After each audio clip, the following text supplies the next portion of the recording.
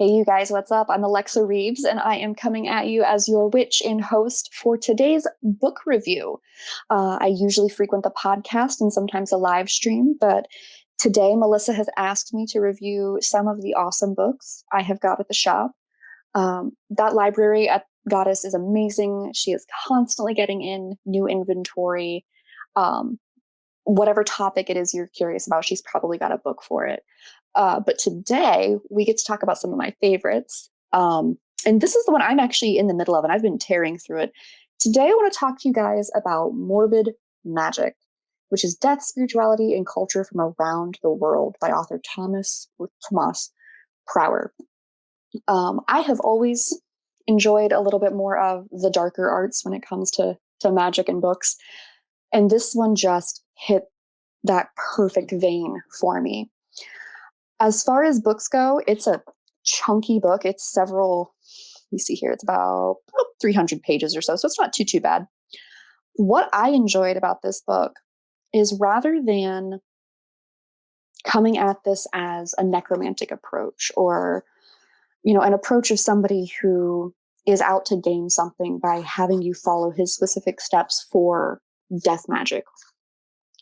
The author goes by chunk of land and covers all of the cultures that he can grab and all of their death magic, their rituals, their burial practices.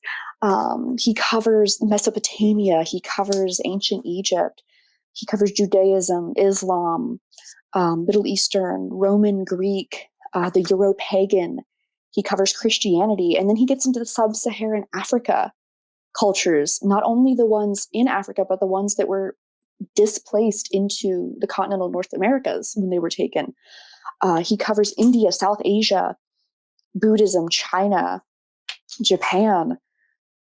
He literally, I mean, guys, he tackled the globe in this book, and he did it very well. The book is laid out beautifully. One of the things I very much enjoy about an author, let me find if I can find a good one for you guys here, is when Tomas does writings, as he writes, he has works cited at the bottom of his books. And that's amazing because this tells you as a reader that your author has done the work. They have done the research, they've done the digging. They're the ones that have sorted through it all and aren't afraid to show you, here's where I got my information from. Feel free to go find it yourself, verify it, research it yourself. And he presents these findings as his own, because he's the one telling them to you, but he doesn't take credit for, oh, well, I just naturally knew this thing. And he talks about, the research and the digging that he had to do. The other thing I really enjoy that he does in this book is he kind of dispels a lot of the myths around some of the more popular ideas of, death and dying. One of my favorite ones that he covers is a Viking funeral, because we've all had that kind of image in our head that, Vikings are setting, their dead onto ships and setting them all on fire, and it's beautiful. And he actually talks about the fact that, well, if we're thinking about it, it would be a fun answer, but we can't be 100% certain that type of thing happened because it leaves no archaeological evidence. But then he also talks about from longboat funerals, however, were a very real thing. However, it does take a lot of time to sink an entire ship over water, not to mention the fact from a mortuary standpoint, a human body needs to burn much more intensely for a much longer period of time than a ship could provide. He actually breaks through a lot of the myths and the ideas that we have about these cultural deaths. And he talks about not only the handling of the bodies, but also the death deities that are there. He doesn't necessarily approach it as a deity worship standpoint or like, oh, these are the gods you should be talking to. He approaches it just with fact giving of, here's where these cultural norms come from. Here are the things they do with the dead, the bodies. Here are the deities that practice within that, thanatological, which is a big fancy word for death studies, realm. And he also encourages the reader through every area, through every place that he goes, he encourages you to do a takeaway. And what I mean about takeaway is he takes kind of the big key point of a lot of the major religious and the major cultural death practices, and he actually challenges you to do those things for yourself.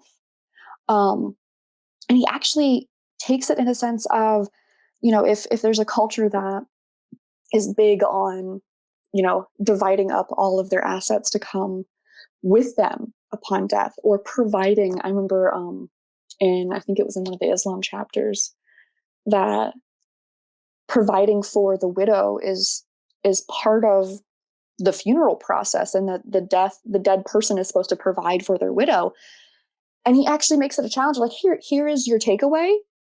Go do that. Get your affairs in orders like that, so you know who you're bequeathing stuff to. So he extrapolates it to make it accessible for you. But as far as an author goes, I really enjoyed him because he does give a brief intro about all of the places that he has explored and lived and researched. Not to mention the fact that he's worked for the American Red Cross, which I really enjoy because the Red Cross tends to be pretty well traveled when it comes to global access. So when he spoke up about the things he'd researched and read, I believed him.